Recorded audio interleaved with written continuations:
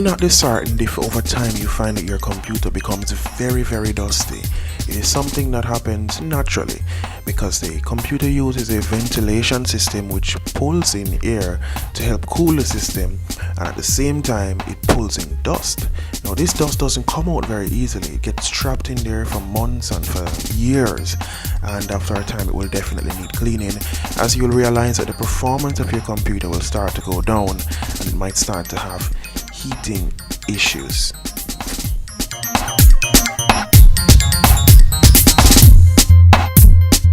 So here at i5 Jamaica Services, we love to clean them. It's no problem. Bring them to us and we will get them cleaned up and looking like brand new again.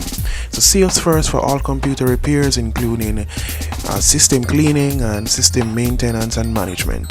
i5 Jamaica Services, we are your one-stop shop for all things computer related. See us first, www.hi5jamaica.com. Thanks for watching.